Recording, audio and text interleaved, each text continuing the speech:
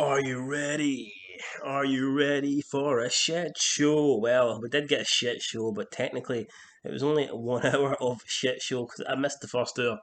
I thought SmackDown for some reason. I don't know. I thought in the UK SmackDown starts at 2.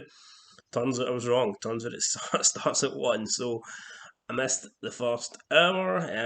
I went after the show was over. Went back on the WWE YouTube page to see if there was anything relevant that I missed. And to be fair, I mean, apart from the opening segment with Roman Reigns, it didn't look like anything was anything. There was anything noteworthy that I missed. There was a couple of matches, but I've got no real interest in watching them.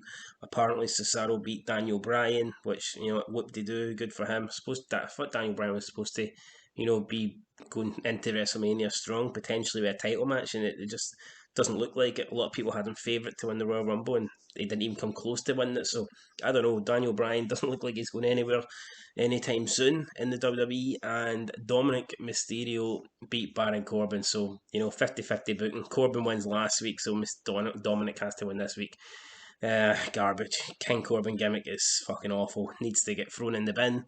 And Dominic Mysterio it's just another second generation guy with it's just another wrestler whose dad was good and, and he's not. Yeah, that's pretty much it. The typical current generation, they're living off their last name. But anyway, so Roman Reigns comes out with Paul Heyman and Jey Uso in tow. Heyman says that Edge disrespected him all week, but he's a nice guy. He is going to let it slide, and then he asks Edge, "Why would you make me wait?" Says, "Why would you make the head of the read the shirt, the head of the table wait?" Roman Reigns wants Edge out here now. Roman Reigns is asking Heyman why are they out here first. Heyman asks the ring announcer or the timekeeper to cue Edge's pyro, Edge's music. Timekeeper tells Paul Heyman that Edge isn't here yet, and this pisses Roman Reigns off. Paul Heyman does some overreacting as if he's bricking it, man. As if he's scared Roman Reigns about to turn around and give him a Superman punch. A bit overselling here, over dramatic for Heyman, but it is what it is. Roman Reigns says, "How dare you disrespect me? Why are you playing games with me?" Well, I don't know, mate. Why is he? Why is he playing games with you?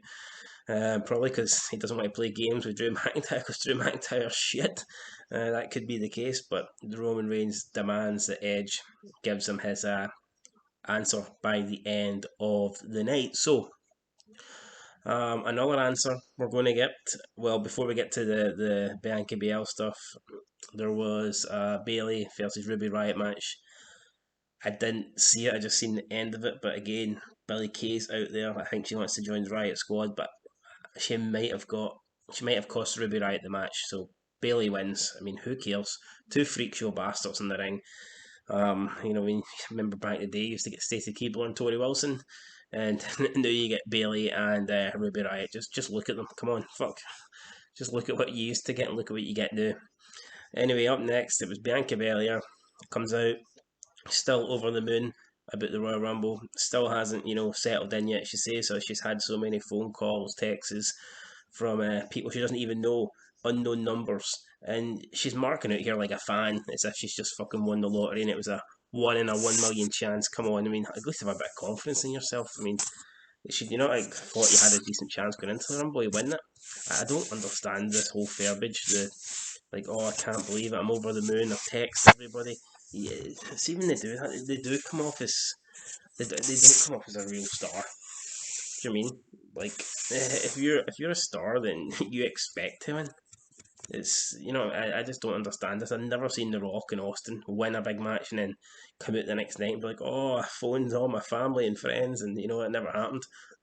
Austin would go on the mic and just fucking what? He wasn't talking about texting and phone calls and stuff like this. But anyway, Reginald comes out along with Carmella. Reginald says that Bianca Belair would have a good chance of beating Asuka, but she can't beat Sasha Banks, and she wouldn't even be able to beat Carmella. So I'm assuming the whole point here is they want Bianca Belair to go after Asuka so they can have a rematch against Sasha Banks. I'm assuming that's what's happening here. Then Sasha Banks comes out dressed in like black latex, looking a bit like a stripper to be honest, and doing some sexy dancing. So I mean that definitely helped the segment a wee bit. She says to Carmella, I'm done looking in the rear view, then like bent over and kind of showed off her ass, and says that she's now from this point forward she's looking straight on the road to WrestleMania. So basically, it's dissing Carmella and saying that I've already beat you, and now I'm focusing on what's in front of me, and that is obviously the Royal Rumble winner, Bianca Belair, and WrestleMania. Um, Sasha Banks says Bianca Belair may be the fastest, she may be the strongest, but she isn't the best because Sasha Banks is the best. Sasha Banks is the boss. Reginald gets involved again. Why is this guy even here? I mean, it's not like he's a good talker. I don't understand it. I mean, I'd rather Carmella spoke for herself.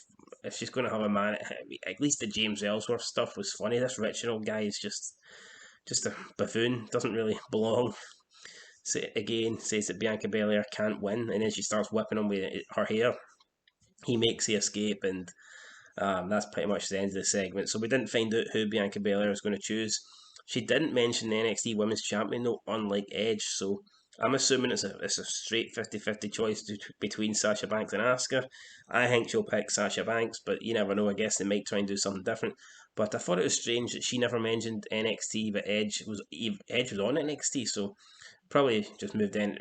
Probably could just put Edge on NXT to try and increase the ratings a wee bit. But yeah, anyway, Bianca Belair ain't going to increase any ratings, and I guess she's not long up for NXT, so it would pretty much make no sense for her to even want to challenge for the NXT title. Not that it makes sense for Edge, but you get the point. You get the point.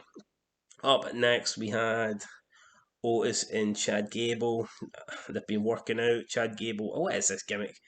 Chad Gable's training Otis to be less of a fat bastard than he already is.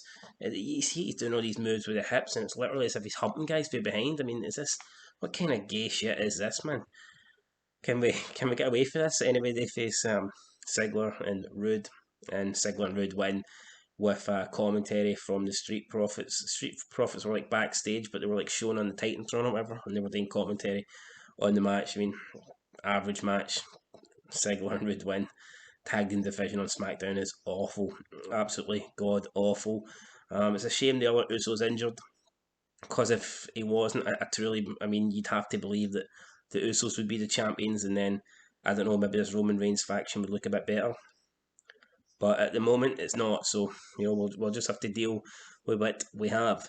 After that, we had the IC triple threat match. It was Big E defending the title against Apollo Crews, the guy that he's been having good back and forward matches with the last couple of weeks, and Sami Zayn, the guy that says he never really lost his belt. He's the undisputed champion, and Big E wins, beating Apollo Crews again.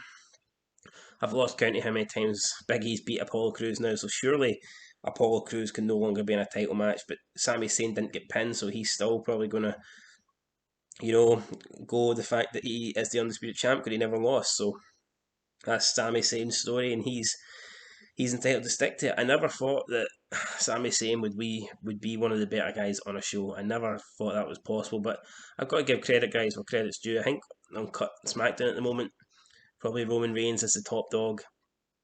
But behind him, I would say Sami Zayn's one of the more exciting things on it. So, you know what? I've never enjoyed the guy. But 2 years ago, he's probably, if I had to choose, if I got one pick to, if I got one pick to release someday, it would probably be Sami Zayn. But he's turned things around. He's actually doing no bad at the moment. And then we move on to the main event angle.